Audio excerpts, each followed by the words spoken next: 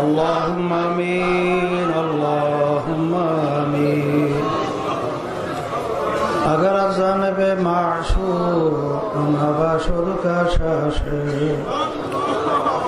तौलब आशिक बेचारा नारा सद बजाए ओ माबूद एक फुटा पानी दिया बुनियादों के बनाया এই দুনিয়াতে কয়েকদিন ঘুরাইয়া ফিরাইয়া আবার এই অন্ধকার কবরে নিয়া যাইবেন। এই দুনিয়াতে আর কাহাকেও থাকতে দিবেন না। ভাই বলি বন্ধুরে বলি কেউ তো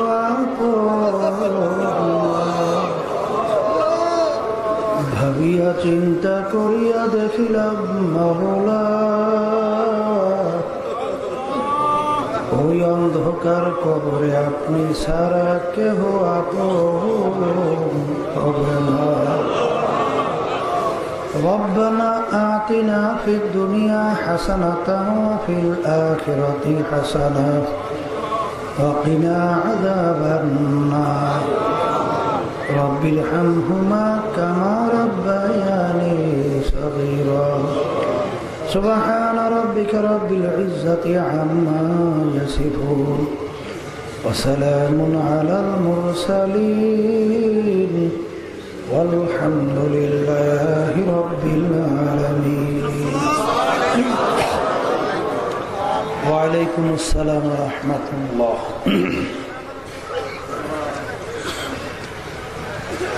الحمد لله الحمد لله نحمده ونستعينه ونستغفره ونؤمن به ونتوكل عليه ونعوذ بالله من شرور أنفسنا من يهده الله فلا مضل له ومن يضلله فلا هادي له ونشهد أن لا إله إلا الله وحده لا شريك له ونشهد أن محمدا عبده ورسوله أما بعد فأعوذ بالله من الشيطان الرجيم بسم الله الرحمن الرحيم كل نفس ذائقة الموت صدق الله العلي العظيم সবাই দুরূদ শরীফ পড়ি আল্লাহ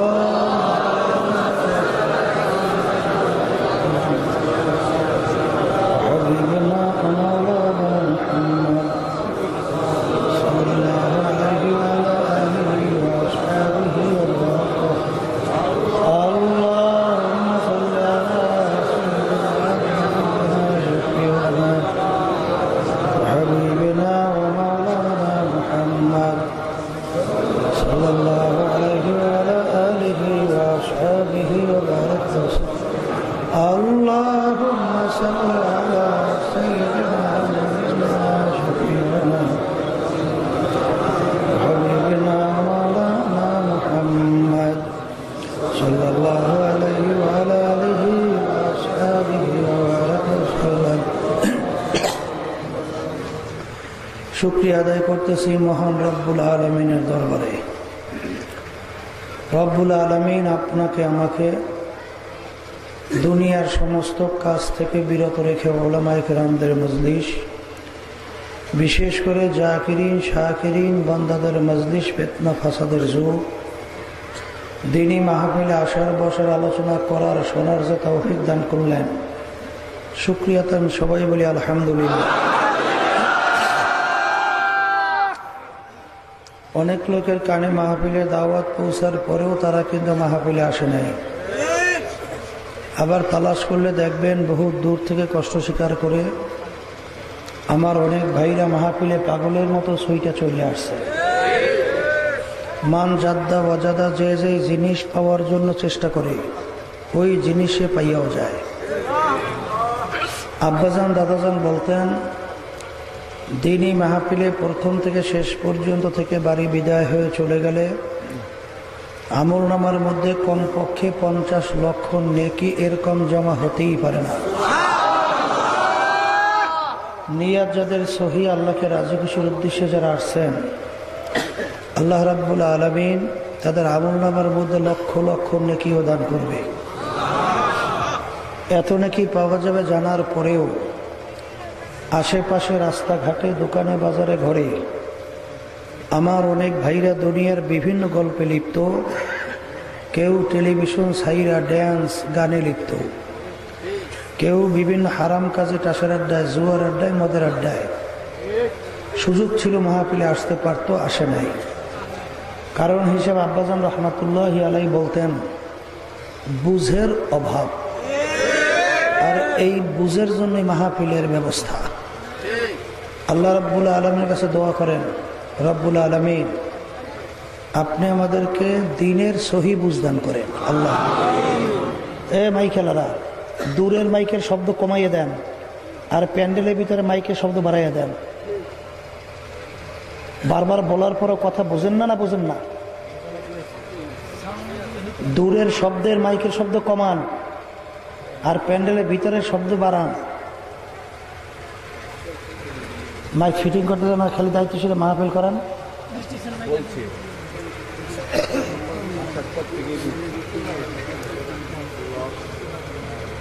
আল্লাহ, এই যে কথা বলি, কথা শোনে না বেটা নাকি?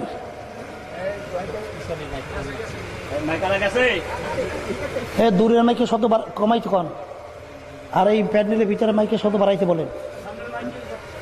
দূরের গুলা শব্দ কমাইতে কন।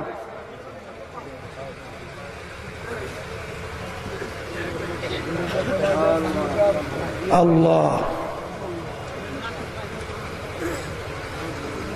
যাদের নিয়াত সহি, আল্লাহকে রাজি খুশির উদ্দেশ্যে যারা আসছেন, রব্বুল আলামিন তাদের আমলনামায় লক্ষ লক্ষ নেকিও দান করবে।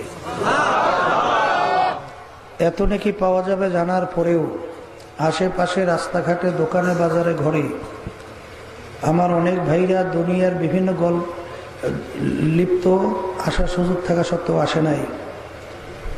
আল্লাহ রাব্বুল আলামিনের কাছে দোয়া করেন, রব্বুল আলামিন আপনি যখন আমাদেরকে মাহফিলে নিয়েই আসছেন, হেদায়েত নসিব না কইরে এখান থেকে ফেরত দিয়েন না।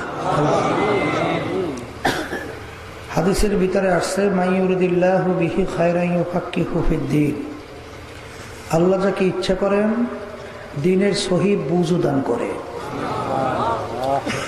পাশাপাশি একটা কথা মনে রাখা লাগবে, হেদায়েত কিন্তু কোনো পীরের হাতে নাই, কোনো বাবাদের হাতেও নাই, কোনো দলের নেতা নেত্রীর হাতেও নাই, কোনো ওস্তাদের হাতেও নাই। হেদায়েত কার হাতে? আল্লাহ। অনেকে মনে করে পীরের কাছে মুরিদ হয়েছে যথেষ্ট, বাবার দরবারে আসা যাওয়া করে যথেষ্ট, পীর বা বাবা আমাকে নাজাত করে জান্নাতের ব্যবস্থা করবে। বর্তমানে বাংলাদেশের ভিতরে শতকরা প্রায় 92 জনের মতো মুসলমান সন্তানদের ভিতরে দলের মতের অভাব নাই। কিন্তু আমরা যদি আলোচনা করি, আমরা যারা মুসলমান দাবি করি, সবের কলেমা তো এক না ভিন্ন?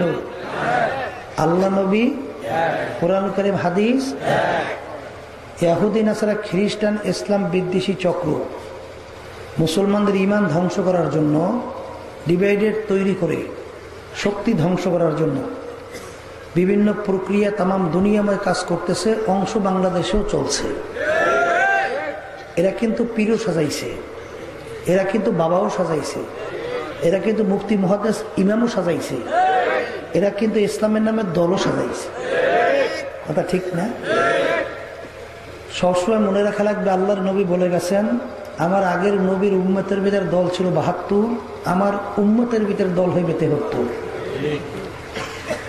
একটা দল বেহেশতি, বাকি 72 দল জাহান্নামী। সাহাবায়ে কেরামরা প্রশ্ন করছিলেন, হুজুর একটা দল যদি বেহেশতি হয় বাকি দল যদি জাহান্নামী হয়, কোন দল বেহেশতে যাবে পরিচয় কি? তখন আল্লাহ নবী বলছিলেন, মা আনা আলাইহি ওয়া আসহাবি, আমি এবং আমার সাহাবারা যেই নিয়ম নীতি আদর্শ সূরা সিরাত আকীদার মধ্যে আছে, যারাই এই নিয়মে থাকবে তারাই নাজাত পেয়ে জান্নাতে যাবে। যারা বেহেশতে যাইতে চান প্রত্যেকের আমল মানে কাজ মিলাইয়া দেখেন, সাহাবায়ে কেরামদের কাজের সঙ্গে আপনাদের কাজ মেলে কিনা। যদি মেলে জান্নাতি, আর যদি না মেলে জাহান্নামী। সবাই জোরে বলেন নাউজুবিল্লাহ। বাজান, কোরআনুল কারীম কিন্তু পরিপূর্ণ, দিন পরিপূর্ণ। দিনের ভিতরে আর কোনো বাড়তি কমতি আর কোনো দিন নাই। কোরআনুল কারীম নতুনভাবে আর নাযিল হবে না। নবীও কিন্তু শেষ নবী, দ্বিতীয়বার কোনো নবীও আসবে না। কথা ঠিক না? তাহলে দিন পরিপূর্ণ, নবীও শেষ নবী। আর দুনিয়াটা হলো অস্থায়ী, আখিরাত হলো স্থায়ী। দুনিয়ার জিন্দিগি দেখতে না দেখতে শেষ হয়, আখিরাতের জিন্দিগি শুরু হবে, শেষ না। আর দুনিয়া মাজরাতুল আখিরাত, এই দুনিয়াটা হলো ওই যে স্থায়ী জিন্দিগি আখিরাত, সেই আখিরাতের সম্বল সম্পদ। এই দুনিয়ায় থাকা অবস্থায় কামাই করার পরে রওনা করিয়া কবরে যাওয়া লাগবে। কথা ঠিক না? আজকে দুনিয়া থাকা অবস্থায় একবার যদি আল্লাহকে আল্লাহ বলে ডাক দেন, আমল নামায় নেকি জমা হবে।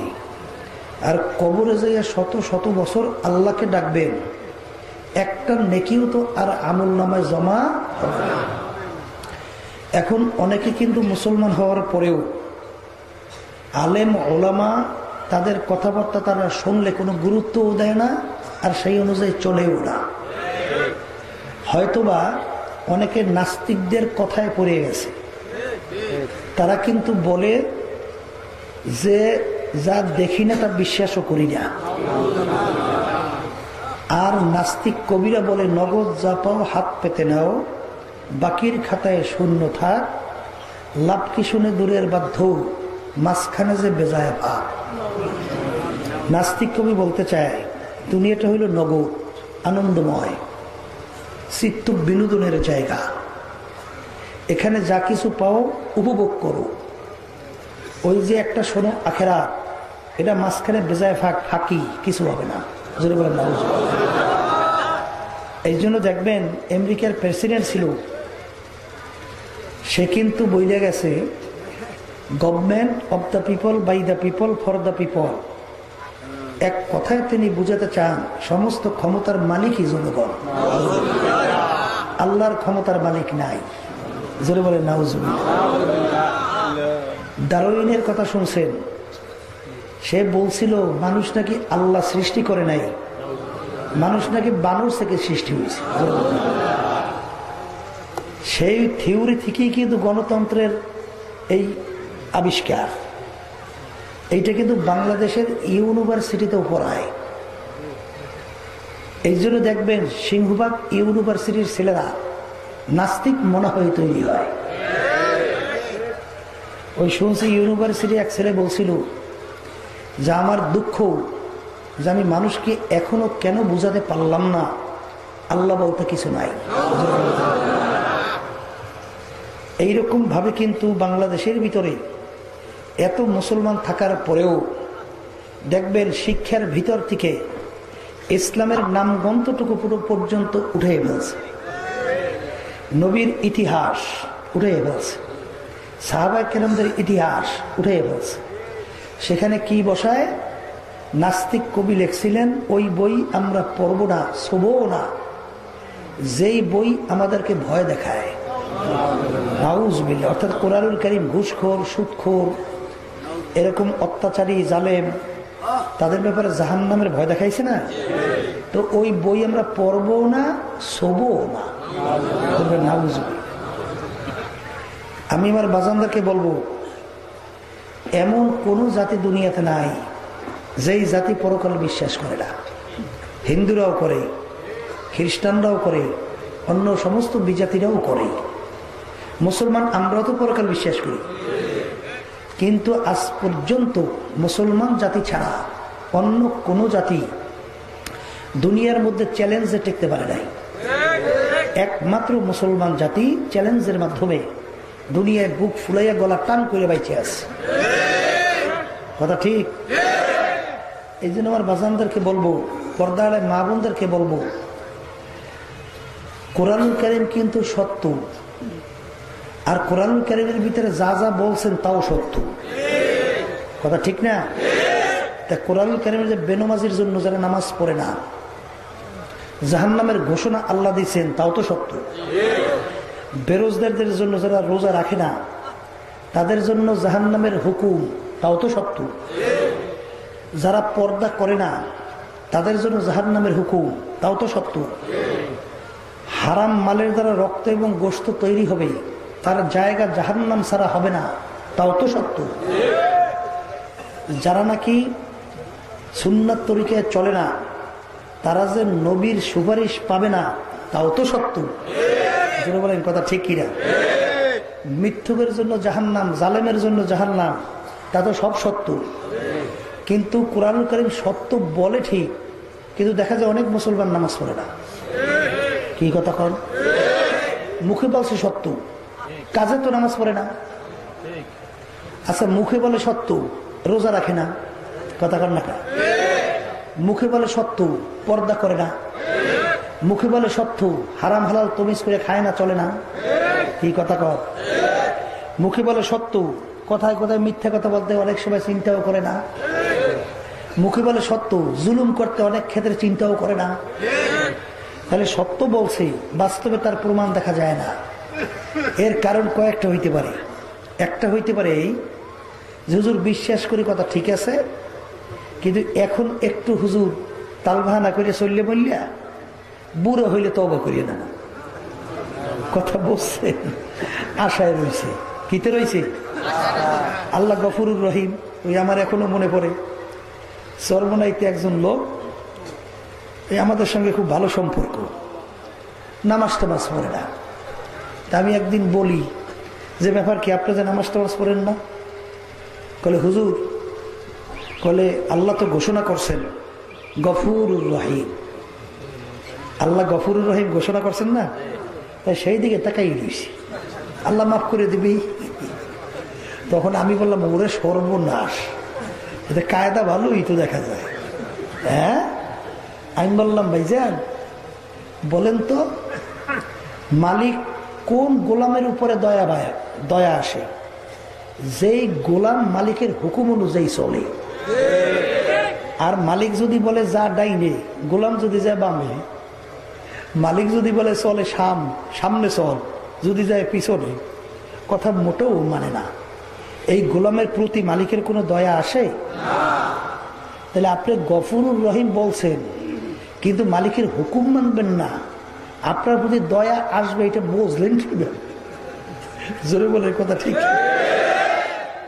এই জন্য আমার বাজানদেরকে বলবো, আলহামদুলিল্লাহ, আল্লাহর রহমত, দয়ার দিকে তাকাইয়ে থাকা, নৈরাশে কিন্তু কুফুরি, এ কথা ঠিক আছে।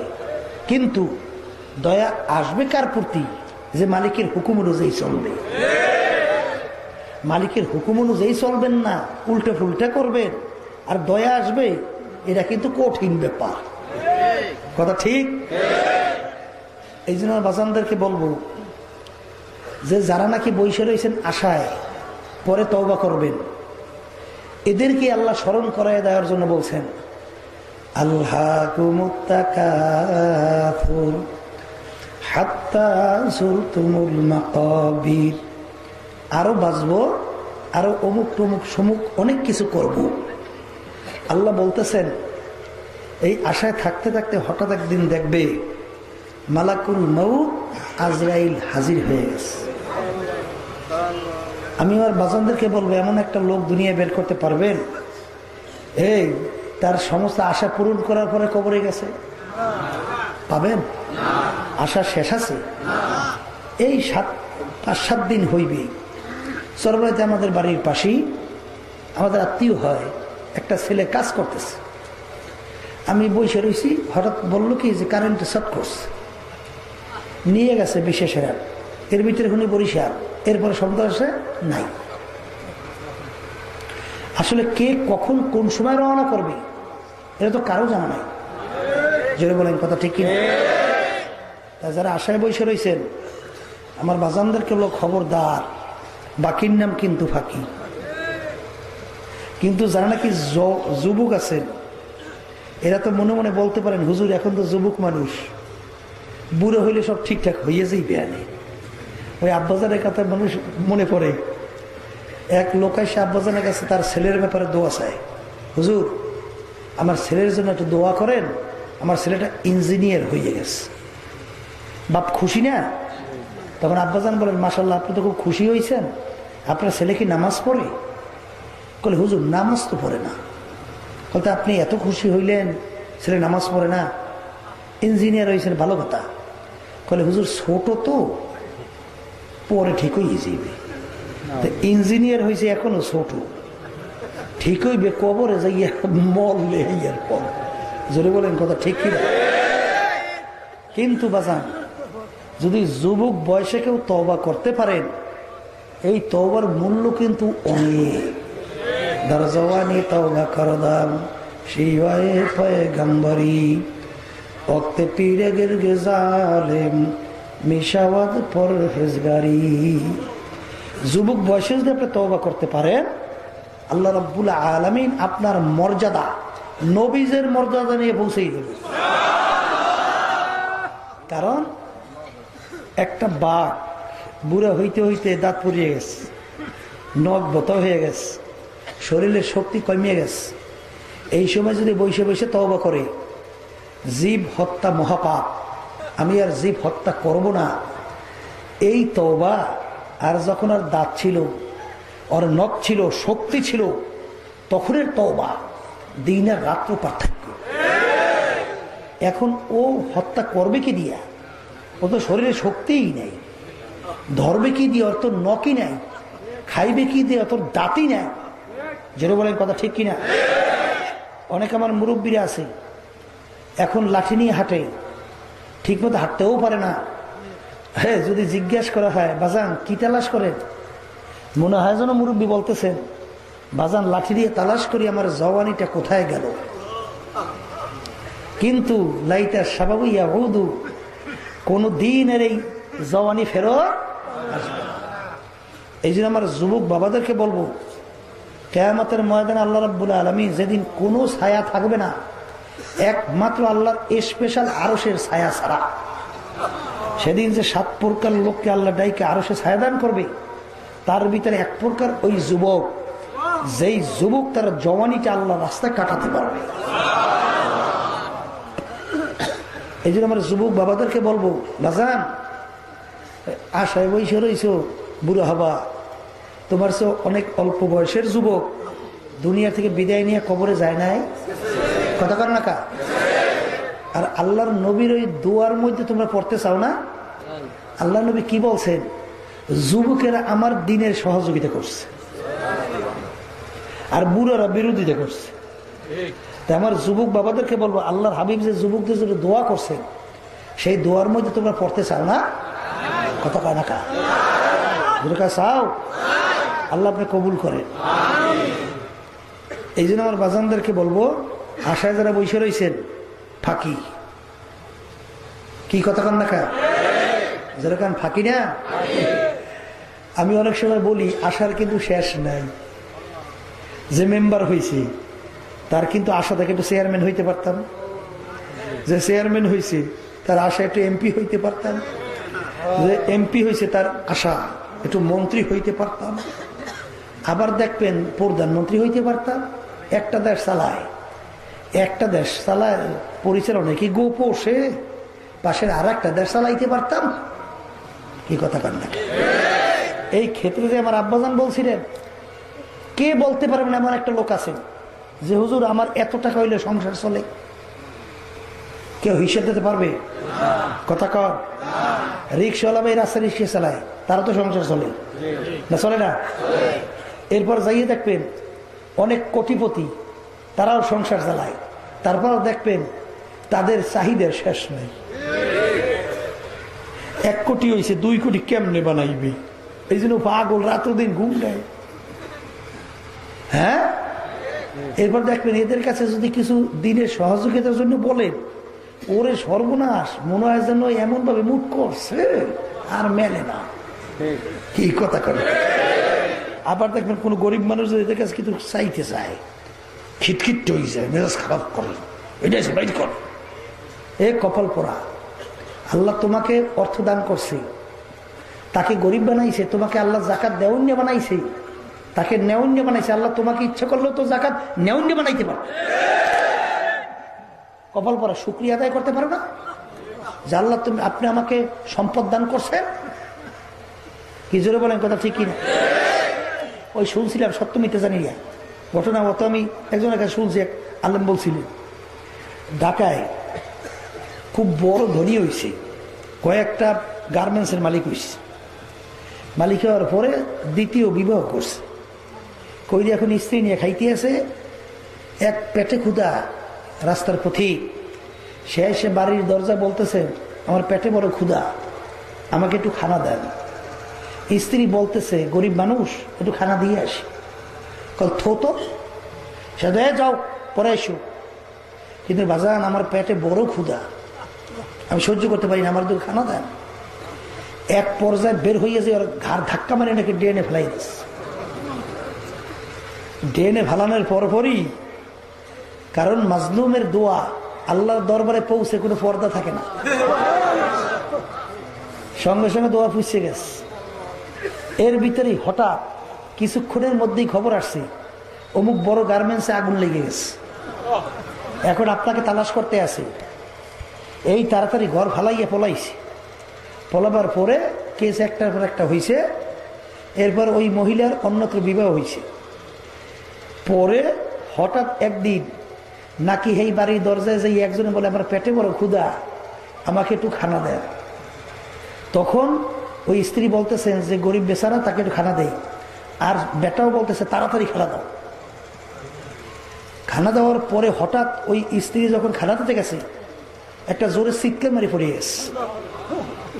হুশ হওয়ার পরে জিজ্ঞাসা করে, কি হয়েছে তোমার, চিৎকার মারি পড়িয়ে গেল?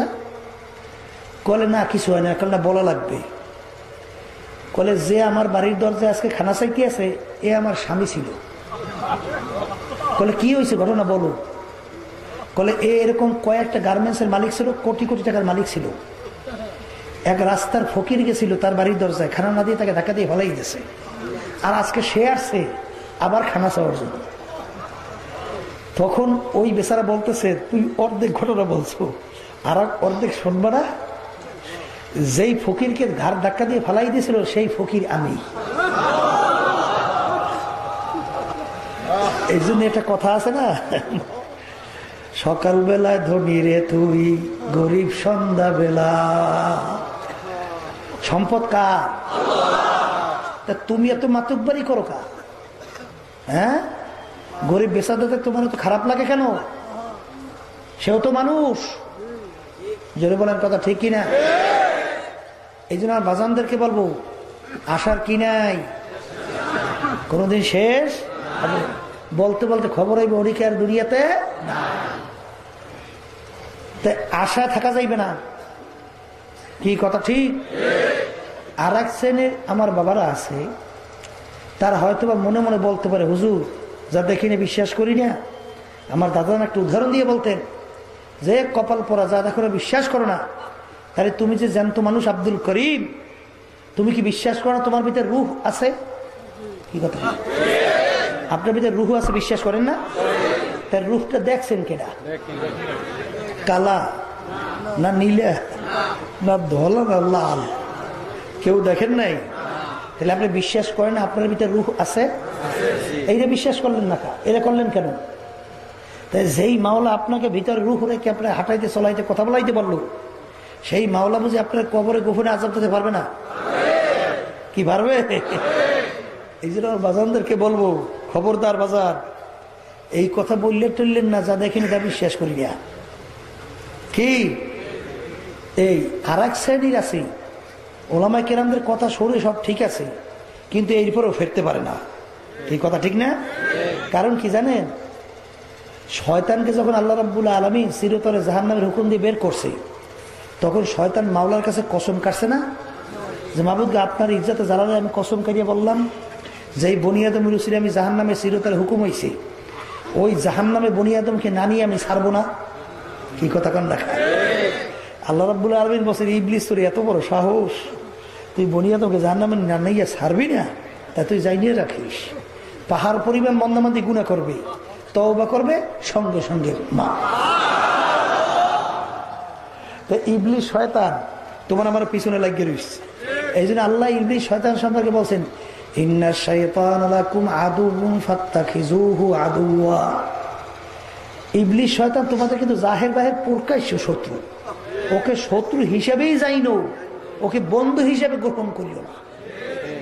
পাওয়ার চাইছিল সব দিয়ে দিছে। তাই নফস এবং শয়তান আপনার আমার পিছনে সবসময় ধোকা দিয়া গুনার ভিতরে লিপ্ত করায়। কথা ঠিক না? এই গুনার থেকে ফিরবার জন্যই এই যে পীর মুরিদি শোনেন, আর কিছু না বাজার, এই যে তরিকা শোনেন, উদ্দেশ্য একটাই যে শয়তান এবং নফসের ধোকার থেকে যেন বাঁচা যায়। এই জন্য আল্লাহর ওলিরা কিভাবে বাঁচা যায়, কোরআন এবং হাদিসের ভিতর থেকে। আমাদের এই তরিকার নাম হলো সিস্তিয়া সাবিরিয়া তরিকা। এই তরিকার 5টা ঔষধ আল্লাহর ওলিরা আবিষ্কার করছে। এই আমার আব্বাজান প্রায় বলতেন, দাদাজানও বলতেন যে বাজান কোনো ঝগড়াঝাটি দরকার নাই, তোমরা ঠিক মতো কিছুদিন, সপ্তাহখানিক, 21 দিন, 41 দিনের বেশি লাগবেই না, যদি ঠিক মতো একটু তরিকার ঔষধ ব্যবহার করতে পারো, আল্লাহর খাস মেহেরবানির উপরে ভরসা করে বলতে পারি, দেখবা তোমাদের ভিতরে পরিবর্তন এসে যাবে। শয়তান এবং নফসের ধোকার থেকে আল্লাহর ফজল করবে, তোমরা বাঁচতে পারবা। লক্ষ লক্ষ মানুষ, কোটি মানুষ আজকে আল্লাহর ওলিদের পরামর্শ অনুযায়ী চলার পরে দেখা গেছে তাদের আমলের ভিতরে আল্লাহর ফজলে পরিবর্তন আসছে। কি আপনাদের এলাকায় নাই? যাকে নামাজ পড়তো না, এখন নামাজ ছাড়া থাকতে পারে না। আগে বিভিন্ন দুষ্টামির ভিতরে লিপ্ত ছিল, এখন দুষ্টামি থেকে ফিরতে পারছে। কি কথা কান্না কা? আগে জুলুম করত, এখন পাউদর দিয়ে মাপ চায়। কি আছে না?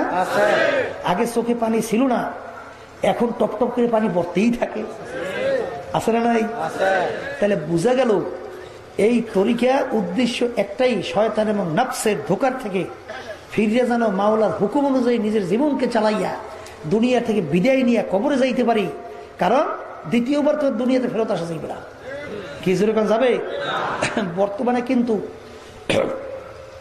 এই সাদিকিন বান্দাদের পরামর্শ থেকে ফিরাবার জন্য এক শ্রেণী কিন্তু ইসলামের নামে লা মাযহাবী সহ এরা কিন্তু বিভিন্ন কায়দায় নামছে। দেখবেন ওদের আমলের দিকে তাকাইয়া, ওদের আমল 3.5 হাত বডির ভিতরে সুন্নাত দেখা যায় না, চোখে তো পানি নাই, বরঞ্চ মানুষে কেমনে বেয়ামূল্যে বানাইবে এই হলো তাদের টার্গেট। ঠিক না? ওদিকে দেখবেন আল্লাহ রাব্বুল আলামিন বলেন, ইন্নাল্লাযীনা আমানু ওয়া আমিলুস সালিহাতি কানাত লাহুম জান্নাতুল ফিরদাউসি নুজুলা।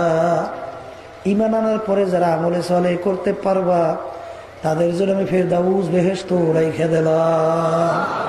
সবাই জোরে বলেন সুবহানাল্লাহ। ইল্লা মান আতাল্লাহা বিকলবিন সালিম। রব্বুল আলামিন বলছেন, তোমাদের সুস্থ কলব ছাড়া আমার বেহেশতের মধ্যে জায়গা হবে না। তাই এই কলবে সালিম করার জন্য, কলবকে সুস্থ করার জন্য আমাদের এই তরিকার যে 5 ঔষধ, তাও কিন্তু কোরআন এবং হাদিসের ভিতর থেকে আল্লাহর ওলিরা বের করছেন। 1 নম্বর ঔষধ হইল সকাল সন্ধ্যায় আল্লাহর জিকির করা লাগবে। বাজান আল্লাহর জিকির এমন মহামূল্যবান সম্পদ। আল্লাহর রাসূল বলেছেন, লিকুল্লি শাইইন সিকালাতুন ওয়া সিকালাতুল কুলুবি যিকরুল্লাহ। প্রত্যেকটা জিনিস ময়লা হয়ে গেলে পরিষ্কার করার যন্ত্র থাকে। জামার ভিতরে যদি ময়লা হইয়া যায়, সাবান মারলে পরিষ্কার হইয়া যায়। রডের ভিতরে যদি জং পড়ে, রেত মারলে পরিষ্কার হইয়া যায়। আল্লাহর রাসূল বলছেন, গুনার কারণে তোমাদের কলবের ভিতরে যে জং পড়ছে, ময়লা পড়ছে, ওই জং ময়লা পরিষ্কার করার যন্ত্র হাতিয়ার হইল আল্লাহর জিকির। সবাই জোরে বলেন সুবহানাল্লাহ। আল্লাহ আলা বিযিকরিল্লাহি তাতমাইন্নুল কুলুব। আল্লাহ রাব্বুল আলামিন বলছেন, হে বান্দা বান্দিরা, তোমাদের অন্তরের শান্তি একমাত্র আমার জিকিরের মধ্যে। বাজান, আসলে যে যে জিনিস নিয়ে চর্চা করে ওই জিনিস সম্পর্কে তার ভালো অভিজ্ঞতা থাকে। যেটা বলেন কথা ঠিক কিনা? এক আল্লাহর ওলি এই জিকিরের ভিতরে ডুবে থাকার পরে বলছিলেন, 85 সালে ইমানি মুহাক্কাক শাদ বাখাকানি কেক দাম্বা খোদা বুদান বেয়াজ তখতে সুলাইমানি। হে দুনিয়ার মানুষ, তোমরা অন্তরে শান্তি তালাশ করো বেশি বেশি টাকা পয়সা কামাইয়ের মধ্যে। কেউ শান্তি তালাশ করো এমপি মিনিস্টার মেম্বার চেয়ারম্যান হওয়ার মধ্যে। কেউ শান্তি তালাশ করো বাজান সেক্রেটারি সভাপতি হওয়ার মধ্যে। কেউ কোটিপতি হওয়ার মধ্যে। কেউ পীর মুফতি মুহাদ্দিস হওয়ার মধ্যে। রব্বুল আলামিন বলছেন, তোমাদের অন্তরের শান্তি আর কিছুতে নাই। আমি পরীক্ষা করিয়া দেখছি 30 বছর পর্যন্ত আমি শান্তি অন্তরের তালাশ করতেছিলাম, কোন জিনিসের মধ্যে অন্তরের শান্তি পাওয়া যায়। তিনি উদাহরণ দিয়া বলেন, সুলাইমান নবী আলাইহিস সালাতু ওয়াস সালাম, বাবারে, তিনি বাদশাহী কইরা নবুয়াতি পাইয়া তখতে সুলাইমানিতে উইরা তিনি যে শান্তি না পাইছেন, আমি মাওলার জিকিরে মুহূর্তে এর চেয়ে বেশি শান্তি পাইয়া বাজান। এই জন্য কোন এক আল্লাহর ওলি বলছিলেন, হার তামান্না দিল সে রুখসা তো হো গাই, আব তো আজা আব তো খলওয়া আ গাই। মাবুদ গো, আমার দিলকে কলবকে আমি খালি করছি, তুমি এখন আমার কলবের মধ্যে একটু আসো। মাবুদ গো, তোমার বিরহে বেদনা জ্বালা তো সহ্য হয় না। এই যে আমার বাজানদেরকে বলো, পর্দালে মা বোনদেরকে বলবো, বাজান মাওলার জিকির এমন মহামূল্যবান এক সম্পদ। দেখবা আমার মাওলার জিকির যারা বেশি বেশি করে, দেখবেন তাদের চোখের থেকে top top top top top top করে পানি বের হইতে থাকে। যাদের ভিতরে আমার মাওলার জিকির আছে তাদের নামাজের দিকে তাকাইয়া দেখো, তাদের নামাজ এত সুন্দর। আর যাদের ভিতরে আমার মাওলার জিকির নাই তাদের নামাজ হইল শুকনা নামাজ। জোরে বলেন কথা ঠিক কিনা? যাদের ভিতরে আমার মাওলার জিকির আছে তাকাইয়া দেখো বাজান, তাদের আমল আল্লাহু আকবার, তাদের ভিতরে আল্লাহর ফজল করবে ইহসান পয়দা হইয়া যায়। আর ইহসান ছাড়া কিন্তু কোনো ইবাদত কবুল হবে না। এই হইল আমাদের তরিকার 1 নম্বর ঔষধ। 2 নম্বর ঔষধ, আল্লাহর ওলিদের কিতাব পড়া লাগবে। অনেক মুসলমান সন্তান নাস্তিকদের বই পড়া, নবেল নাটক পড়া দেল পাথরের মতো শক্ত হইয়া গেছে। যারা নাকি আল্লাহর ওলিদের কিতাব পড়ে দেখবেন তাদের দেল আল্লাহর ফজল করমে মোমের মতো নরম হইয়া যায়। বাবার 3 নম্বর ঔষধ, সাপ্তাহিক তালিম হালকা জিকিরে থাকা লাগবে। কারণ তালিমের ভিতরে হালকা জিকিরের মধ্যে সাদিকিন বন্দারা একত্রিত হয়। আর সাদিকিন বন্দাদের সঙ্গে যদি একত্রিত একটা সময় কাটাইতে পারো, কোন কবি বলছিলেন, এক জামানা সোহবতে বা আউলিয়া বেহতর সদ সালে তাআত দেরিয়া সোহবতে সালে তোরা সালে কুনাত সোহবতে তালেহ তোরা তালেহ কুনাত গেলে খুশবু এদার হাম্মা মেরোজে রসিদাস দাস্তে মাহবুবে বাদাস্তাম। বাজান, যদি তুমি একটু সময় আল্লাহ ওয়ালাদের সঙ্গে সময় কাটাইতে পারো, 100 বছর নফল ইবাদত যেটা কবুলকৃত তার চেয়েও উত্তম। বাজান, গোলাপ ফুল, মাটির থেকে গোলাপ ফুলের ঘেরান আসে, জিজ্ঞাসা করে মাটির চাকা পরিচয় দাও, তুমি কোনো গোলাপ ফুল না কোনো মেশক আম্বার? বলে আমি কোনো গোলাপ ফুল কোনো মেশক আম্বার না, আমি একটা মাটির চাকাই। তোমার থেকে এরকম সুন্দর কেন ঘেরান আসে? বলে আমার সঙ্গে একটা গোলাপ ফুল মিশা ফুইটা লাইগা রইছে, ওই ফুলের ঘ্রাণ আমার ভিতরে ঢুকতে ঢুকতে ঢুকতে ঢুকতে এখন আমি সাধারণ মাটির চাকা নাই, আমি একটা গোলাপ ফুলে পরিণত হয়ে গেছি। বাবারে, সৎসঙ্গে স্বর্গবাস, অসৎসঙ্গে সর্বনাশ। বাজার 4 নম্বর হচ্ছে মাসিক ইজতেমায় সদ্গোছায় থাকা লাগবে। 5 নম্বর ঔষধ চরমনের মাহফিল বিনা ওজোরে কামাই দেওয়া যাবে না। আমার আব্বাজান বলতেন চরমনের মাহফিল হলো ব্যাটারি চার্জ। যারা চরমনে গেছেন দেখছেন বাজান, ওই মাঠে যাওয়ার পরে ইমানি শক্তি আল্লাহর ফজলে অনেক অনেক গুণে বাইরে যায়। এই জন্য আমার বাজানদেরকে বলবো, বাজান মন চাও বা না চাও, আমাদের উদ্দেশ্য হলো গুনার থেকে ফেরা, নেকের কাজ কইরা আখিরাতের সম্বল কামাই করিয়া দুনিয়া থেকে বিদায় নিয়ে কবরে যাওয়া লাগবে। বাজান বর্তমানে অনেকে দেখা যায় আল্লাহু আকবার তাজকিয়া নফসের ব্যাপারে কোনো গুরুত্ব নাই। যাদের ভিতরে তাজকিয়া নফসের ব্যাপারে কোনো গুরুত্ব নাই, দেখবেন তারা একটা মিথ্যা কথা বলতে অনেক সময় দ্বিধা করে না। জোরে বলেন নাউজুবিল্লাহ। ওদিকে ইতিহাস পড়লে দেখবেন আল্লাহু আকবার আল্লাহু আকবার, আবু বকর সিদ্দিক রাদিয়াল্লাহু তাআলা আনহু বাজান রে, আল্লাহ একজনকে মারলো, গালি দিল, তারপরে আল্লাহর হাবিবের দরবারে বললেন আমি তো এরকম কাজ করছি, সে আমাকে মারুক বা গালি দেও। বলেন না, আল্লাহর হাবিবের দরবারে যাওয়া লাগবে। যাইয়া সালিশে বসলো, বলে গালি দাও। বলে না না না না, প্রতিশোধ নেওয়ার জন্য বলতেছেন, কারণ ভয় করতেছেন যদি কিয়ামতের ময়দানে আমার মাওলা ধরিয়া বসে আমার কি উপায় হবে। একদিন আল্লাহর হাবিব সাল্লাল্লাহু আলাইহি ওয়াসাল্লাম আল্লাহু আকবার এক আল্লাহর বান্দার পিঠের উপরে একটা থাপড় দিয়েছিলেন। তখন আল্লাহ রাসূল বলছেন তুমি প্রতিশোধ নাও।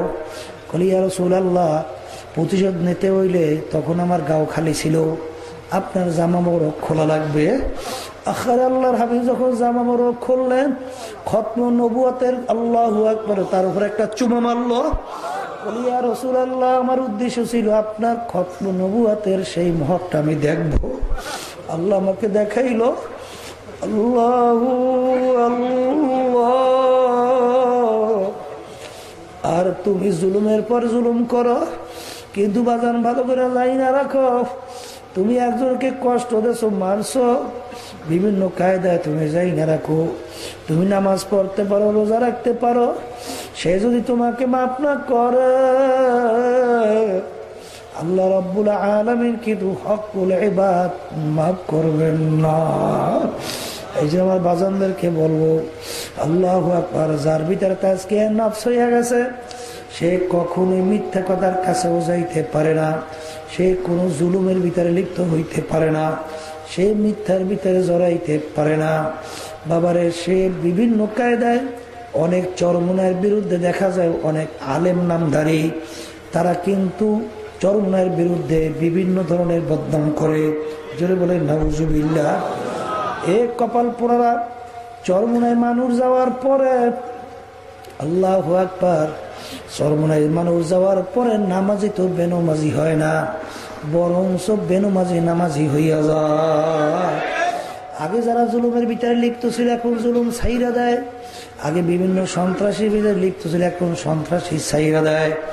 দেখবেন আল্লাহর ফজল ও করমে তাদের আমলের কারণে আরো 5টা মানুষ দিনদার হইয়া যায়। জোরে বলেন কথা ঠিক না বেঠি? এই জন্য আমার বাজানদেরকে বলবো, পর্দা আলে মা বোনদেরকে বলবো, বাজান আমি প্রথমে আয়াত শরীফ তেলাওয়াত করছিলাম, কুল্লু নাফসিন যায়িকাতুল মউত, পড়তে গিয়ে কিন্তু একদিন মৌতের শরাব পান করা লাগবে। ওয়ালাউ কুনতুম ফি বুরুজিম মুশাইয়াদা, কেউ যদি শক্ত পাথরের পাহাড় কাইটাও লুকাইয়া যাও, মালাকুল মউত কিন্তু সেখানে হাজির হইয়া যাবে। আল্লাহু আল্লাহু আল্লাহু আল্লাহু আল্লাহ। যারা মরবেন তারা চিন্তা ভাবনা করে কবর দেখে পা বাড়াও বাজান। আজকে দুনিয়ার আনন্দ প্রতি ক্ষমতা, টাকা পয়সার গরমে, বিভিন্ন শিক্ষার গরমে ধরাকে সয়া জ্ঞান মনে করো না বাজান। কিন্তু মন কি বুঝো রে মন, আমার মালিক কিন্তু আগেই ঘোষণা দিয়েছেন আমহিল হুমরুয়াইদা, তোমাদেরকে ঢিল দিলাম, ঢিল দেওয়ার মতো ঢিল দিলাম। আরে তামাম দুনিয়া ঘোরো ঘোরো, ঘুরতে ঘুরতে যেদিন মৌতের বিছানায় পেটখানা ভাসাইয়া দিবা, আরে আজরাইল তোমাকে আস্তে ধরিয়া নিয়ে আসবে। যেরকম বড় মাছের মুখে যদি বর্ষিওয়ালা বর্ষি লাগায়, বর্ষি লাগার সঙ্গে সঙ্গে মাছ দৌড় দেয়, মনে হয় যেন মাছ বলতেছে বর্ষিওয়ালা তোমার থেকে আমি সুইটা চলে আসছি। আর বর্ষিওয়ালা ডাক দিয়ে বলো, রে মাছ তোর মুখের ভিতরে আমি বর্ষি লাগাইয়া ছাইরা দিলাম। এমন পুষ্কুনি ঘোরো, ঘুরতে ঘুরতে যখন পেটখানা তুমি পানির উপরে ভাসাইয়া দেবা, আস্তের উপরে তোমাকে ধৈর্য নিয়ে আসবো, পানিতে আর থাকতে পারবা না। আজকে ধরাকে সরা জ্ঞান মনে করো না, কিন্তু মনকে বুঝাও রে মন, যেদিন হায়াত শেষ হইয়া যাবে, মালাকুল মউত যেদিন হাজির হইয়া যাবে, যত ডাক্তার কবিরাজ চেষ্টা করুক না কেন, রাখতে কিন্তু আর পারবে না। আর কাগজ কাটেंगे ঘুড়ি বানায়া, उड़ाया पवन के साथ मिला दिया, घुड़ी बेचारा क्या करेगा रस्सी मेरा हाथ में। বাজান বাচ্চারা যখন কাগজ কাইটা ঘুড়ি বানায়, ঘুড়ি বানাইয়া যখন ঘুড়ি আকাশের মধ্যে উড়াইয়া দেয়, ঘুড়ি উপরে উঠে এরকম মাথা নাড়াইতে থাকে, মনে হয় যেন ঘুড়ি বলতেছে ঘুড়িওয়ালা আমি তোমার থেকে সুইটা চলে আসছি। আর ঘুড়িওয়ালা ডাক দিয়ে বলে, ওরে ঘুড়ি তোর রশি কিন্তু আমার হাতে ধরা আছে, যখন সময় হয়ে যাবে নাটুইতে প্যাচ দেওয়া শুরু করো, ও ঘুড়ি থাকতে কিন্তু আর পারবি না। কুল্লু নাফসিন যায়িকাতুল মাউত। বাজান আমাদের প্রত্যেকের মুখের ভিতরে কিন্তু মৌতের বসি লাগাই আমার মাওলা ছাইরা দিয়েছে। আখেরে সাদ্দাত মাওলার সঙ্গে চ্যালেঞ্জ করিয়া দুনিয়া বেহেশত বানাইছিল, মাওলার বেহেশতে যাবে না। বেহেশত কমপ্লিট দেখার জন্য যখন গেল, যাইয়ে দেখে বেহেশতের দরজায় বুড়া দাঁড়িয়ে আছে। বলে বুড়াটা কি এখানে দাঁড়াইয়ে রইল কেন? বুড়া ডাক দিয়ে বলে, সাদ্দাত আমি তোর জান কবজ করার জন্য আজরাইল চলে আসছি। ভাই আজরাইল বড় শখ করে বেহেশত তৈরি করছে, একটা নজর দেখার সুযোগ দাও। আজরাইল খবর ধমক দিয়ে বলো, রে খবিস আমার মাওলার সমস্ত নেয়ামত ভোগ করছ, আমার মাওলার সূর্যের আলো ভোগ করছ, আমার মাওলার চন্দ্রের আলো ভোগ করছ, আমার মাওলার দেওয়া নেয়ামত পানির ভিতরে মাছ উড়াইয়া পাক কইরা খাইছ, আমার দেওয়া মাওলার নেয়ামত ধানের ভিতর থেকে চাউল বের করিয়া ভাত পাক করিয়া খাইছ, আমার মাওলার দেওয়া নেয়ামত গাভী বান্ধা থেকে দুধ দোয়াইয়া পান করছ, আমার মাওলার দেওয়া নেয়ামত আল্লাহু আকবার আল্লাহু আকবার চক্ষু দিয়া দেখছো, আমার মাওলার নেয়ামত জবান দিয়া কথা বলছো, আমার মাওলার নেয়ামত হাত দিয়া কাজ করছো, আমার মাওলার নেয়ামত পা দিয়া হাঁটছো, আমার মাওলার নেয়ামত ব্রেন দিয়া পড়াশোনা করে সাহেব হইছো, আরে ব্যবসা পরিচালনা করছো, আমার মাওলার নেয়ামত বাতাস টানছো এবং ছাড়ছো, আমার মাওলার সমস্ত নেয়ামত ভোগ করে আমার মাওলার হুকুম মানো নাই, আমার মাওলার হুকুম হয়ে গেছে তোকে ধরিয়ে নেওয়ার জন্য। ইদা জাআ আজালুহুম লা ইস্তাখিরুনা সাআতান ওয়া লা ইস্তাকদিমুন। ওরে খবিস তো এক সেকেন্ড পরেও হবে না, আগেও হবে না। এই কথা বলে রুহুটারে টান দিয়ে নিয়ে গেল, ধাক্কা গভীরে পড়িয়া রইল। বেহেশতে এক নজর দেখার সুযোগ আর হইল না। ও দুনিয়াদার পাগল আমার বাবারা, ও ক্ষমতা সম্পন্ন আমার বাবারা, ও পর্দার আড়ালের মা বোনেরা, মরণ তো লাগবি। আরে কোন অবস্থায় দুনিয়ার থেকে বিদায় হবো? আল্লাহ আজকে দুনিয়ার ম্যাজিস্ট্রেট কোর্টে যদি কেউ কেস কইরা ঠয়ে যাও, জজ কোর্টে আপিল কইরা জিতবার আশা করা যায়, কিন্তু কবরের যাত্রীরা তোমার আমার সামনে আখিরাতের 5টা মামলাদার হইয়া আছে। মৌত এক মামলা, কবর এক মামলা, মিজান পুলসিরাত এক মামলা, কিয়ামতের ময়দান এক মামলা। এই মামলা যদি খোদা না কাছে একবার কেউ ঠগো, দ্বিতীয়বার আপিলের আর কোনো সুযোগ নাই। এই জন্য বাজান যারা নাকি মুসলমান ইমান আনছিল আগের যুগের, তালাশ করলে দেখবা তারা চিন্তা করতে করতে কানতে কানতে মাওলার কবরে গেছে। আমার আব্বাজান প্রায় বলতেন, যেই মামলার তদবির নাই ওই মামলারও কিন্তু খালাস নাই। দুনিয়ার ব্যবসায় যদি তুমি শ্রম না দাও, ওই ব্যবসায় কিন্তু ভালো ফলাফলের আশা করা যায় না। দুনিয়ার পড়াশোনার ব্যাপারে যে কোনো কাজে যদি শ্রম না দাও, ওই কাজের ভিতরে ভালো ফলাফলের আশা করা যায় না। আখেরাতের 5 মামলা যদি শ্রম না দাও, ওই আখেরাতের ব্যাপারেও ভালো ফলাফলের আশা করা যায় না। এই জন্য কোন এক কবি মানুষকে লক্ষ্য করে বলছিলেন, দেখলে আয় কিস্তি বা কিস্তি আপনা দেখলো, গহরে দরিয়া কি अंदर কিস্তি না ডোব জানে রো। কবি বলেন, ও নৌকার মাঝি, এখনো নৌকা নিয়ে নদীর কিনারায় আছো। ও মাঝি, সামনে কিন্তু ভয়ানক সমুদ্র, তুফান উঠছে। ওই সমুদ্রের ভিতরে তোমার নৌকা পাড়ি জমাইয়া নদীর ওপার যাওয়া লাগবে। ও মাঝি, নদীর কিনারায় থাকা অবস্থায় নৌকা পরীক্ষা করে দেখো, তোমার নৌকার পাল মস্তুর ভালো আছে কিনা, তোমার নৌকার দাঁড় বইটা ভালো আছে কিনা, তোমার নৌকার তক্তা ভালো আছে কিনা।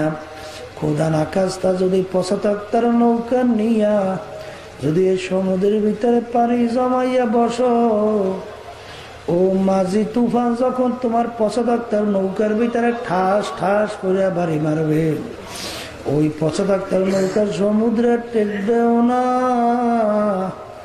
ও মাঝি, তুমি বুঝি নদীর উপর যাইতে পারবা না। কবি বলতেছেন, ও 3.5 হাত নৌকার মাঝির দলেরা, ও আব্দুল করিম 3.5 হাত নৌকার মাঝি, ও রেজাউল করিম 2.5 হাত নৌকার মাঝি, ও রহিমা খাতুন 2.5 হাত নৌকার মাঝি। এই দুনিয়াটা হলো নদীর কিনারা। আখারে তোমার আমার সামনে 5টা সমুদ্র, মৌত এক সমুদ্র, কবর এক সমুদ্র, মিজান পুলসিরাত এক সমুদ্র, কিয়ামতের ময়দান এক সমুদ্র। এই সমুদ্রের ভিতরে 3.5 হাত নৌকা নিয়া বাইয়া বাইয়া নদীর উপর যাইয়া আমার মাসুক মাওলাকে পাওয়া লাগবে। ও মাঝি, দুনিয়া থাকা অবস্থায় নৌকা পরীক্ষা করে দেখো, তোমার নামাজের ইমান মজবুত আছে কিনা, তোমার রোজার ইমান মজবুত আছে কিনা, তোমার পর্দার ইমান মজবুত আছে কিনা, হারাম হালাল তমিজ করো না ইমান মজবুত আছে কিনা, সুন্নাত তরিকায় চলার উপর ইমান মজবুত আছে কিনা। খোদা না খাস্তা যদি হালকা ইমান নিয়ে মৌতের কবর, আল্লাহু আকবার, সমুদ্রে যদি পারি জমাইয়া বসো, আজরাইল আলাইহিস সালাম তোমার আমার পিছনে হাত পাইতে দাঁড়াইয়া রইছে। যখন আমার মালিক বলবে আজরাইল ধর, ওই অবস্থায় যদি খোদা না খাস্তা মৌতের বিছানায় পেটখানা ভাসাইয়া দাও, ও সাড়ে দেনার নৌকার মাঝির দলেরা, তোমার এই হালকা ইমান সমুদ্রে টেকবেও না। তুমি বুঝি আমার মাসুক মাওলাকেও পাইবা না। এই যে আমার বাজানদেরকে বলবো, পর্দা আলে মা বোনদেরকে বলবো, মরণ তো লাগবি, কোন অবস্থায় মৌত হইবে। বাজান আজকে আল্লাহু আকবার, আমাদের নারায়ণগঞ্জের দায়িত্বশীল বিভাগীয় দায়িত্বশীল বলতেছিল, যেই লোকটা মারা গেছে তার মেয়ে তার কাছে বলছিল, খুব খারাপ প্রকৃতির লোক ছিল, আল্লাহ আল্লাহ, ওর মৌতের যখন যন্ত্রণা শুরু হয়ে গেল, বিছান থেকে এমন ভাবে উপরে উঠে যায়, আবার ঠাস করে পড়িয়া যায়। মৌতের পরে দেখা গেল কলিজার একটা টুকরা মুখের ভিতরে ছিগড়িয়ে আইসা পড়ছে। আপনি আমাদের সবাইকে মাফ করিয়া দিয়ে কবরের যাত্রীরা, যারা মরবার চিন্তা করে মৌতের বিছানায় শুইও, দেখলে আয় কিস্তি বা কিস্তি আপনার দেখলো, গহরে দরিয়া কি अंदर কিস্তি না ডোবে, ও নৌকার মাঝি, আরে মৌত এক সমুদ্র, কবর এক সমুদ্র, মিজান পুলসেরাত এক সমুদ্র, কিয়ামতের ময়দান এক সমুদ্র। এই সমুদ্রের ভিতরে এই নৌকা চালাইয়া নদীর উপর যাই আমার মাসুক মাওলাকে পাওয়া লাগবে। ও মাঝি, কোন দুনিয়ার পাগল হইছ, একটু মাঝে মধ্যে একটু দুনিয়া সম্পর্কে মুরাকাবা করো। হাকিকত সে তো দুনিয়া মে খবর হ্যায়, দুনিয়া কি নুমাইশ পর নজর হ্যায়। কোন দুনিয়ার পিছনে পড়ছ, আরে দুনিয়ার সম্মানের পিছনে পড়ছ। আমার আব্বাজান প্রায় বলতে, বাজান আমি দুনিয়া থেকে বিদায় নিয়ে কবরে যাওয়ার পরে তোমরা যদি ফুলের মালা একটার পর একটা গাইতে আমার কবর ভরিয়া রাখো, আর আমার মাওলা যদি আমাকে কবরে মাফ না করে,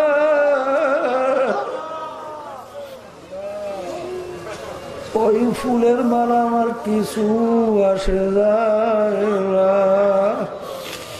আর যদি আমি কবরে যাওয়ার পরে জুতার মালা একটার পর একটা গাইতে আমার কবর ভইরা রাখো, আর আমার মাওলা যদি আমাকে মাফ কইরা দেয়, ওই জুতার মালা আমার কিছু আসে যায় না। আল্লাহ আল্লাহ, ও দুনিয়াদার পাগল আমার বাবারা, ও পর্দার আড়ালের আমার মা বোনেরা, এই দুনিয়া এমন একটা জায়গা, এই দুনিয়া তোমাকে আমাকে একদিন আস্তের উপরে লাথি মারিয়ে ফেলাইয়া দেবে। দুনিয়ার সম্পদ সম্মান সব দুনিয়ার ভিতরে পড়ে থাকবে। বাজান তোমার আমার খবর কিন্তু আর কোনদিন নেবে না। আজকে নেতা নেত্রীর পিছনে পড়ছো, বিভিন্ন দলের পিছনে পড়ছো। বাজান শোনো, আমার মালিক কি বলছেন, ইয়াউমা নাদউ কুল্লু উনাসিন বিইমামিহিম, কিয়ামতের ময়দানে আমার মালিক প্রত্যেকটা মানুষকে তার দলের নেতা নেত্রীর সঙ্গে ডাকবে।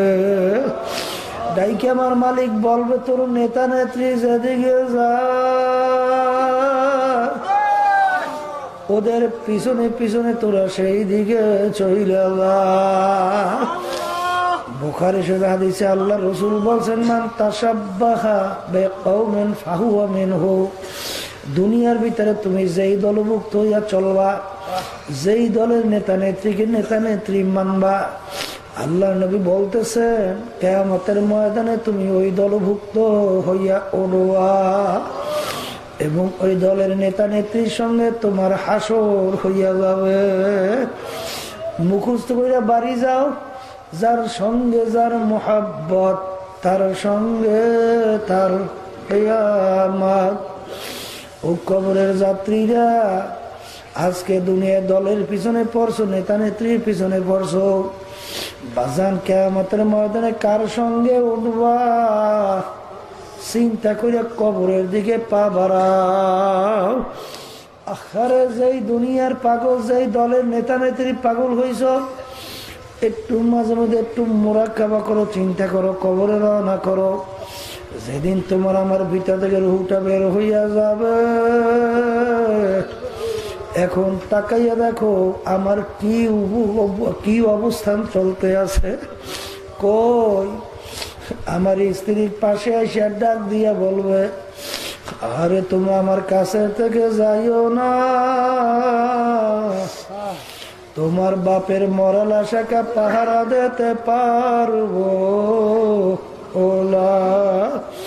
সন্তান ডাক দিয়ে বলে, মাগো কাছে থেকে যাইও না, বাবার মরাল আশাকে পাহারা দিতে পারবো না। যাদের জন্য জীবন শেষ করল, হারামকে হারাম বলল না, ঘুষকে ঘুষ বলল না, সুদকে সুদ বলল না, পরের মাল ঠকাইয়া নিজের মাল বাড়াতে চিন্তাও করল না, ব্যবসার ভিতরে ধোকাবাজি করতে চিন্তা করল না, সরকারি মাল লুটপাট কইরা নিজের মাল বাড়াতে চিন্তাও করল না। যাদের জন্য জীবন শেষ করল, এখন তারা তোমাকে পাহারা দিতেও ভয় ভয়। ও কবরের যাত্রীরা, চিন্তা ভাবনা করো, কবরে যাও, কিন্তু কবরে কিন্তু কোনো দলাদলি, কোনো টাকার গরম, ক্ষমতার গরম চলবে না। এই জন্য আমার বাজানদেরকে বলে, পর্দায় মা বোনদেরকে বলবো, মুসলমান বলতেই কিন্তু মন চায় গুনার থেকে ফেরবে, নেকের কাজ করবে, মাওলার পাগল হইয়া কবরে যাবে। কিন্তু বাজান শয়তান নফস তোমার আমার পিছনে সবসময় গুনার ভিতরে লিপ্ত করাবার জন্য চেষ্টা করে।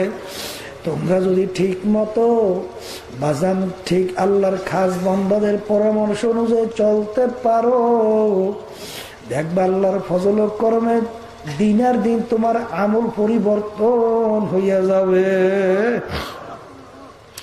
এই জন্য আমার ভাইদেরকে বলবো, বাজান রে, মনে করছে আমরা হুজুররা কিছু বুঝি না, ওলামায়ে কেরাম কিছু বুঝি না। বাজান কোরআন এবং হাদিস অনুযায়ী আমরা ভালোভাবে দেখছি বাজান। আল্লাহু আকবার। আজকে যারা নাকি দুনিয়ার পাগল হইয়া দুনিয়ার পিছনে দৌড়াদৌড়ি করতে আসো, একটা ছোট 2 বছর 2.5 বছরের বাচ্চা পানির পাশে ঘাপে আলা নিয়ে পানি পাইয়া যখন খেলা করে, মজায় খটখট করিয়া হাসে, ওই পানির ঘাটলার কাছে কেউ নাই। বাজান বাচ্চা তো পানির খেলার মজা পাইয়া হাসে, যখন পাশ থেকে একটা বুঝদার মানুষ রওনা করিয়া যায়, বুঝদার যখন দেখবে বাচ্চা ঘাটলে একে আর কোনো লোক নাই, ওই বুঝদার জিব্বায় কামড় দিয়া দৌড় দিয়া যাইয়া বাচ্চাকে ধরবে। বাচ্চার পানির খেলার মজা ছুটে যায়, বাচ্চা জোরে চিল্লায়, তাকে লাথি মারে, কামড় মারে, পানির খেলার মজা ছুটে যায়, পানির পাশ থেকে যাইতে চায় না।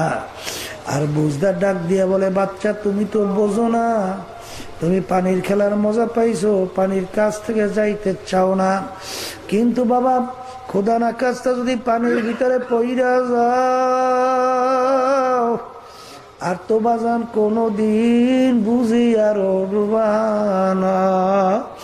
আমরা ওলামায়ে কেরামরা দেখতেছি আজকে দুনিয়ার আনন্দ ফুর্তি পাইয়া, মেয়েদের সঙ্গে আড্ডা মারতে মজা পাইয়া, আবার মেয়েরা ছেলেদের সঙ্গে আড্ডা মারতে মজা পাইয়া, সুদ ঘুষে মজা পাইয়া, বিভিন্ন হারামে মজা পাইয়া, ক্ষমতার জোর জুলুমে মজা পাইয়া ধরাকে সরা জ্ঞান মনে করো না আজকে জাহান্নামের কিনারায় বসে খেলা করতে আসো। ওদিকে আমরা কোরআন হাদিস অনুযায়ী দেখতেছি ওই অবস্থায় যদি আজরাইল সালাতু ওয়াস সালাম খপ করিয়া ধরিয়া বসে, ওই অবস্থায় যদি মৌতের বিছানায় শুইয়া বসো বাজান, আস্তের ঘুম করিয়া জাহান্নামের ভিতরে পইরা যাবা। আর তো বাজান বুঝি কোনদিন না। এই জন্য তোমাদেরকে নামাজ পড়তে বললে তোমরা আমাদেরকে গালি দাও, বিভিন্ন আড্ডা থেকে ফেরতে বললে গালি দাও, ঘুষ সুদ থেকে ফেরতে বললে তোমরা গালি দাও। কিন্তু বাজান যত গালি দাও আমরা কিন্তু তোমাদের পিছন ছাড়ি না। আমার আব্বাজান বলতেন, বাজান কেউ যদি বলতে পারো হুজুর আমার পা যদি ধরতে পারেন, হুজুর আমি আর গুনার কাজ করব না। আমার আব্বাজান বলে আমি খোদার কসম করিয়া বললাম 100 বার তোমার পাও ধরতে রাজি আছি, তবু বাজান গুনার কাছেও যাইও না। কারণ আমার মাওলা নাফরমানের জন্য যে জাহান্নামের ঘোষণা দিয়েছে, ওই 1 সেকেন্ড আযাব সহ্য করার শক্তি দুনিয়ার কোন মানুষের নাই। এই জন্য আমার বাজানদেরকে বলবো, পর্দালে মা বোনদেরকে বলবো, বাজান বাকির নাম কিন্তু ফাঁকি, আশায় থাই কোনারে বাজান। আমি আপনাদের জন্য দোয়া করি, আমি আপনাদের কাছে দোয়া চাই আমার মালিক যেন পুরাপুরি তার খাস বান্দা বান্দি বানাইয়া তারপর যেন কবরে ডাক দেয়। আল্লাহুম্মা আমিন। এ ঘরের মেয়ে লোকেরা হাত উঠাও, গুনার কথা মনে করো, 2 চোখের পানি ফালাও, মাওলার দরবারে কান্দো আর মাপ চাও। যদি কান্না না আসে মনকে বুঝাও রে মন, একদিনে ঘরের দরজা দিয়া নতুন বউ হইয়া উঠছিল রে মন। কত মেয়ে লোকে শরবত খাওয়াইলো, কত মেয়ে লোকে বাতাস করলো, আবার এমন একটা দিন আসবে এই ঘরের দরজা দিয়া নতুন মরা লাশ হইয়া বের হওয়া। ছেলে কাঁদবে মামা করে, মেয়ে কাঁদবে মামা করে, জবাব তো আর দিবা না। ও মাবুদ গো, আপনি মাঠের দিকে চাইয়া দেখেন আপনার বান্দারা কিভাবে কান্দে। বাবুদ আমাদের ছেলেও মরে নাই, মেয়েও মরে নাই, গুনাহ করে বসছি রে, মাফ করে দেন গো মাওলা, মাফ করে দেন। মাবুদ গো, আমরা যারা হাত তুললাম জানি না এই উপস্থিতি কার আম্মা, কার আব্বা, কার আত্মীয় স্বজন ওই অন্ধকার কবরে শুয়ে আমাদের দিকে চাইয়া রয়েছে।